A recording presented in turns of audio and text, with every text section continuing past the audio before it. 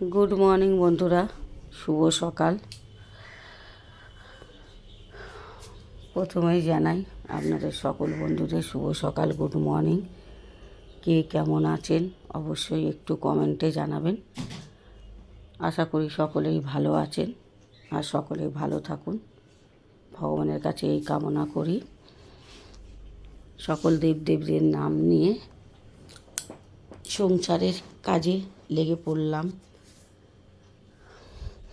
আর আমাদের মহিলাদের কাজ ছাড়া আর কি আছে বলুন? হাউসওয়াইফদের, যে সকল মহিলারা অফিস কাচারি করেন তাদের তো আবার দুদিক সামলাতে হয়, সংসারও সামলাতে হয়, যারা অফিসে যান তাদের অফিসও সামলাতে হয়। আর আমরা তো হাউসওয়াইফ, আমরা শুধু সংসারটাই সামলাই। আর আবার অনেকের তো ধারণা হাউসওয়াইফদের কোনো কাজই থাকে না, কিন্তু যারা হাউসওয়াইফ তাদের প্রচুর কাজ থাকে। তারা জানে, যে সকল হাউসওয়াইফরা আছে তারা জানে যে কী কাজ থাকে সংসারে। সংসারের কাজের শেষ থাকে না, বুঝেছেন? সংসারের কাজও করতে হয়। আবার যে সকল সংসারের পুরুষ মানুষরা বাড়িতেই থাকেন না, কাজের ক্ষেত্রে বাইরেই তারা থাকেন, তাদের তো আরও কষ্ট। যেমন আমার তো হাজবেন্ড কাজের জায়গাতেই থাকে, ছুটি ছাটা থাকলে তবেই বাড়ি আসে। তো সমস্ত কিছু আমাকে আমার মেয়েকেই সামলাতে হয়। সংসারে কাজ কর্ম, বাজার হাট, দোকান, যাবতীয় কাজকর্ম বলুন, বাইরের ঘরের সবই আমরাই সামলাই। ও তো কাজের ক্ষেত্রে বাইরেই থাকে, মাইনেটা দিয়েই ও খালাস, আর সব কিছু আমাদের করতে হয়। কী করব বলুন? কিছু করার নেই। সেও তো কাজের জন্যই বাইরে পড়ে থাকে, আমাদের জন্যই পড়ে থাকে। কারণ ঘর ভাড়া দিয়ে থাকা, অসুখ বিসুখ, জামা কাপড়, সংসার চালানো, সব কিছুই তো ওর কাঁধের ওপরে একার। তো বাসনগুলো মেজে নিলাম, বাসনগুলো মেজে চলে এলাম। এইবার এই দেখুন বিছানাটার অবস্থা দেখুন, এই অবস্থায় সব পড়ে আছে। কিছু করার নেই, কী করব বলুন? আর মাসের তো একদম শেষ, বুঝতেই পারছেন। অনেকের মাসের 1, 2, 3, 4, 4 তারিখের মধ্যে মাইনে হয়ে যায়, কিন্তু আমাদের একটু দেরি হয়। আমাদের ওই 14, 15, 16 কোনো ঠিক নেই মাইনের, বুঝেছেন? তো এই সব কিছুই মুদিখানার দোকানে বারণ, তো বুঝতেই পারছেন। কারণ 1 মাস তো হয়ে গেছে, আর সারা মাস তো যারা মাসের যাদের কাজ মাইনের, তা তো সবাই এইভাবেই মুদিখানার দোকান, এখানে বাজার বলুন, মুদিখানার দোকান বলুন, ওষুধের দোকান বলুন, সবই মাস কাবারই খেতে হয়। তো আবার মাসের টাকা দেবো, তারপরে তো আবার জিনিসপত্র আনতে পারবো। তো বিস্কুট বারণ, তো কী করব? তো ওই যে একটু আটা মেখে নিচ্ছি, কয়েকটা রুটি হোক যাই হোক বানাতে হবে চা দিয়ে খাওয়ার জন্যে। তো এই আটাটা মাখতে বসলাম।